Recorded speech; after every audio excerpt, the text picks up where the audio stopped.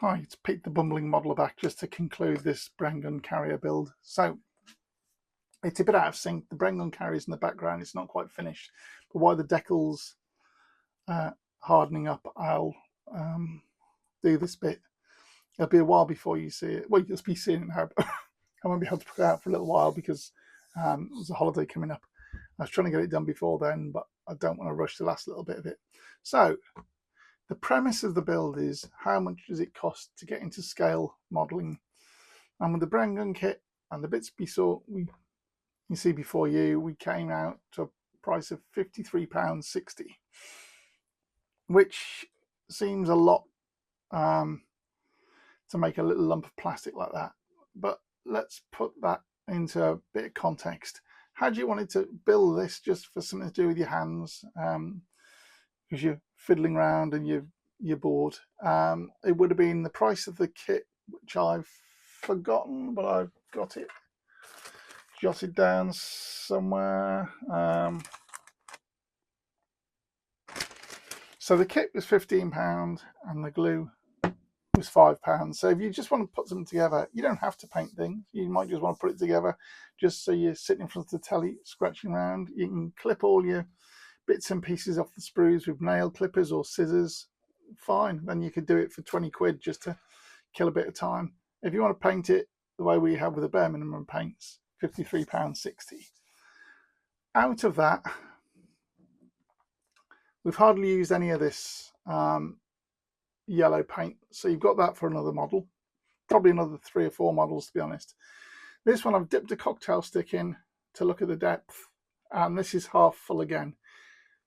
Now part of that half full is because I was trying different things. I've wasted a lot of paint, hasn't actually gone on the model. And also, when you look at that, that's a surprisingly large kit. Okay, in that context it's not, but it's got a full interior, so you've got to paint it inside and out, whereas if you're doing a tank, it could be twice that size and use the same amount of paint. So if you wanted to build another kit and you built a Sherman tank or something of that nature, or a little Stuart tank, then that bottle's more than enough. So that's bought for the next kit, that's not a problem. The extra thin, I mean, that's hardly been used. That'll last you literally years. I think I'll still be using this one in 2 years' time, and I build 5 or 6 biggish models a year. When it gets a bit low, I've got a load of stainless steel nuts to drop in just to bring up the level, so I've always got the same level and the brush reaches the bottom, but that will last and last and last. So yeah, that's it's an expense when you're starting off, but it's an expense that'll keep going. And again, we've hardly used any of the thinners. There's no way you can see that on the edge, so that'll last you 2 or 3 more models, maybe a bit more than that. And the blacks are saying that'll last you easily, because you're only using it to darken things up and paint wheels and tires. That'll just keep going. So although that £53 is a lot, there's nothing we have to buy again if we're making a similar kind of kit of a similar color scheme. We can just keep going with that. So the next kit you buy would be the cost of the kit and maybe one other color of paint. I'll probably buy an earth brown next, so you can. I'm not happy with the color of the stocks of those Brengun, for example. I'd rather they were browner. So if you bought the cost of the kit and another £2.50 and bought an earth brown paint, you've then got all this plus another paint. So when you buy the next kit, the price drops down again. So there's that. We haven't quite finished it.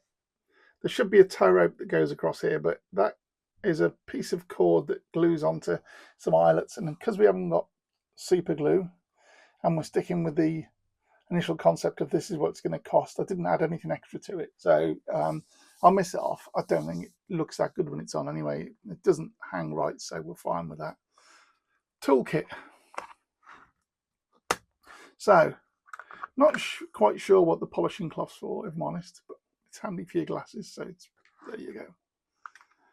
Now, I was a bit skeptical about this knife at the start, and I still don't like this type of knife, mainly because if you leave the lid off, and I never put things away, so I often do, they roll round and it can roll off the edge of the bench, stab you in the foot or whatever.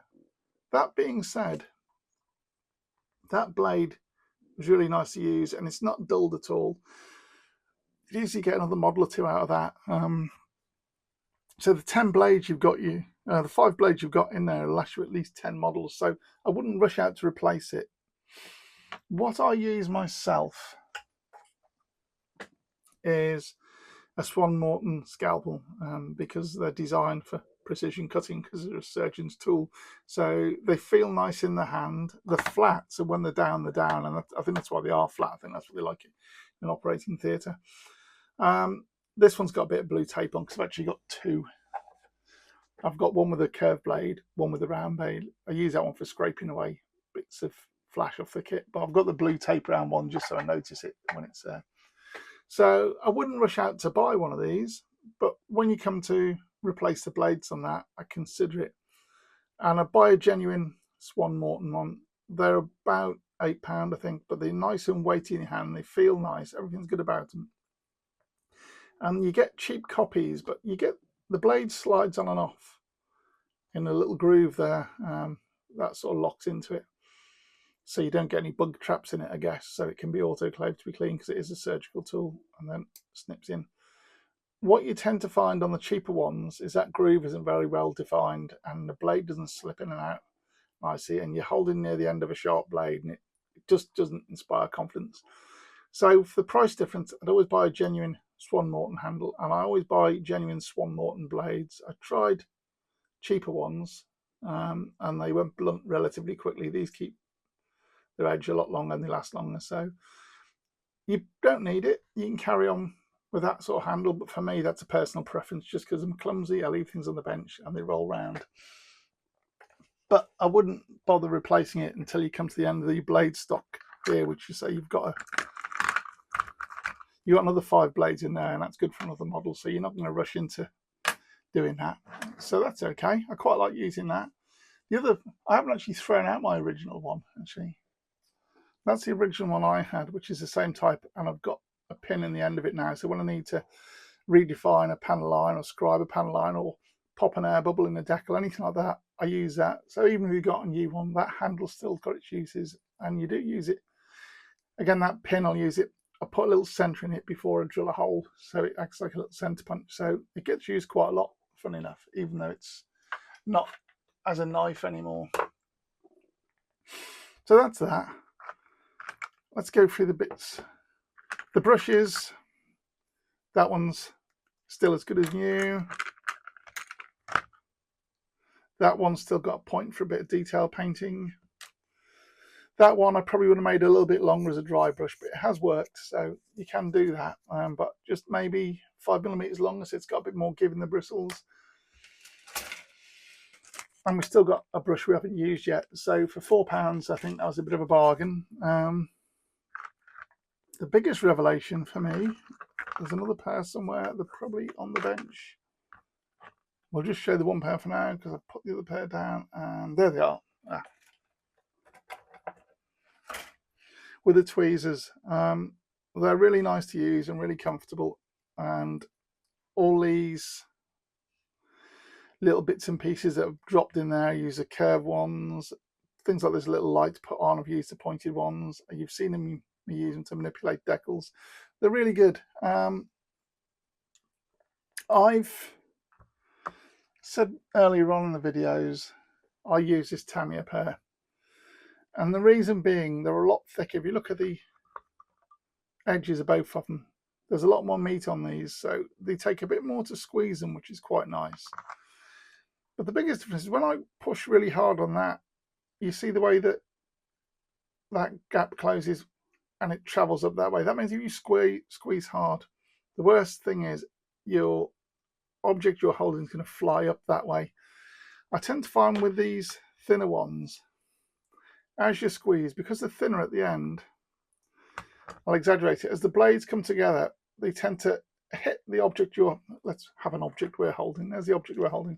When you squeeze, they tend to open up, and that fires your object out across the room and you never find it again. That being said, I didn't have that problem with these at all. I also do a lot of, not a lot, a little bit of model ship making where you have to tie little knots and ropes on rigging, and I think they're going to be invaluable for that. So I'll be using them for that, if not for modeling. I'm not going to retire the old Tamiya ones, but they've still got a use for me in my modelling world, and they'll go in the drawer in my modelling bench with my other bits and pieces, so I know where they are, and I will be using those again frequently. Sanding sticks were fine. Initially, that one felt a bit coarse, and it was ripping up the plastic a little bit, but as soon as you start using it, it gets plastic embedded in, and that's it's a lot kinder on the plastic now, and the polishing one was fine out of the box. That's not a problem. The only thing I would say is it's tricky actually, because you can't get these anymore, or the brand I use. I like these half thickness ones as well. So if you saw it in here, you got a few ejector pin marks there. You couldn't get in with a big sanding stick, but these little ones will let you get into these narrow gaps a little better. You just carve little shapes off the ends, so you make them kind of bespoke. I think Ultimate Modeling Products make a sanding stick that's a skinny one on one end and a full thickness one on the other one. I don't know anyone who just makes the skinny ones. Nothing wrong with those, absolutely fine. They'll keep going for another few models yet. If you can find some skinny ones, you might find it useful, you might not. It depends on the scale of kit you're making. But sanding sticks is something that's always worth investing in. That being said, there's nothing stopping you getting a bit of wet and dry paper from an automotive store, gluing it onto the end of a coffee stirrer, and making your own sanding sticks. And that used to be the way people did it before they bought it. The only thing I'm not overly enamoured with was the needle file. It's a bit coarse and it hasn't got a really defined edge. Now again, have I got me daily driver one in there? That's a half round one or something. If you look at that, I've got a really nice hard edge on there, so I can, if I was trying to clean up, for example, a joint now where I've got a bit of glue, I could get right into a corner and really tidy that up. This one's a bit rough for that. It's probably got its uses for flattening things down, but then why wouldn't you use that? I suppose you could use that as opposed to a skinny sanding stick, but then you haven't got a thin polishing stick to clean up what that does. So because you're only dealing with plastic though, you can buy cheap Chinese needle files for peanuts on eBay, and they're going to be no good for metal, but for what you're doing on a plastic model, they'll be absolutely fine. So you could keep that one and add to the sort of the situation. Right, and then we'll talk about, I don't want to be critical about any of this. I think for 12 quid or whatever it was it 12? I was looking a minute, it's on the box lid, isn't it? I think this is the kit worked really well, modelling set really well, and it was, I mean, I built the whole model with it, so it must have done. Yeah, £12 for that is a bit of a bargain. But the side cutters, or the sprue cutters, they worked, and they do cut sprue. But where they differ from my normal one is you can't really get in close. So I use these Tamiya ones. Now, if you look on YouTube now, everyone's using single bits of glue and all sorts on these. They take quite a lot of abuse. Everyone's using these single-edged anvil cutters that only cut on one side, and they're the new fashion and they're brilliant. And I've got a pair, and I just don't bother using them. I don't really get on with them that well. Shouldn't really be cleaning crud off that, because you shouldn't really get crud on it. These aren't cheap. I think they're £15–18, something like that. They might be a bit more than that these days. Mine have had a considerable amount of abuse. They cut bits of timber and all sorts. I've had them over 5 years and are still going strong. They fit nicely in my hand, which these do, but I've got small hands, these suit me. But where they're a bit better on this one, I can cut really close to that ejecting pinpoint and then just clean up the little nib afterwards, and I can see what I'm doing. On these ones, I can't really get in there with any great deal of precision. That one I can, other bits I couldn't. So I'd taken to cutting there and then coming in later on at a better angle to cut that bit off. So I was using them in that fashion. When you had more delicate bits that were across here and here, when you go to cut, it's sort of forcing that way, and you get a bit of a bend, and you can get a bit of buckling and kinking or snapping. So They're fine. I used them, and I used them. I didn't deviate from anything in that toolkit when I built the whole model, and I never had any problems or suffered any frustrations. It's just it took me a bit longer to get used to those than it did any of the tools in the toolkit. And if I was going to replace anything as an immediate thing, it'd probably be buying a pair of Tamiya sprue cutters. And it's the sort of thing, they're expensive, but you get to the point where you own everything you want in your life, and someone says, "What do you want for Christmas?" And that's an ideal thing. You know, that sort of price. It's Christmas present money. I know not everyone's got money to throw around, but if I was going to replace anything in that toolkit, I thought it'd be the tweezers when I started off. I think it'd actually be the sprue cutters to get a Tamiya set. I just find those a lot more enjoyable to use. So on the whole, yeah, I mean, I'm not disappointed with anything in that. I built the whole model with it. I didn't deviate from it. If I had used something I already owned, I would have told you. So everything you see here, plus white tack, coffee stirrers, paper towels, and pencil lead is what I've used to make this model. So you can build a model of a little Brengun carrier or a tank or whatever you like for £53.60 as of August 2025. That's what it's going to cost you to get in the model. The consumables you've bought will last, in some cases, one more model, in other cases, many more models. So it's a £53.60 startup price, followed by the next kit and maybe another £5 in consumables, £6 in consumables. Every time you buy a kit, your consumables get less and less and less. So yeah, because I haven't brush painted anything for years, and because I've got an abundance of weathering powders and bits of dust and rubbish on the inside, weathering powders and all sorts, I thought I might get frustrated with this kit, but I didn't, if I'm honest. I enjoyed it all the way through. Just trying to get something to get the dust out of the inside of here in case it settles for life. That's better. When we started, we talked about buying a Tamiya kit rather than a starter set. I had a look on the sprues. Some of them seem to, the figures are quite recent, but the kit itself dates back to 1976. And if you were to get a 1976 Airfix kit, you would realise that they're polar apart. And the trouble with the starter sets is they do tend to be 1970s Airfix kits cobbled together in a new box of paint. So I think buying the Tamiya kit, it hasn't used a drop of filler in there. Everything's fitted. All those corners are quite nice. These were the ones I was really worried about. Everything's gone together. You've got an abundance of storage inside it to make it look busy. It's once you've built it, it makes your eye focus on detail, and it's quite a busy little kit, which is what you want. When you build something, you want something that draws people eye if you're going to show them, rather than a sort of bland kit. So yeah, I don't regret the choice of using a old Tamiya kit and calling it a beginner's kit or a starter kit. It works really well, and I'm really pleased with the results. I'm not pleased with this point. I'm not pleased with the results considering I used the bare minimum materials and basic toolkit. I'm pleased with the results anyway. I think it looks quite a nice little model.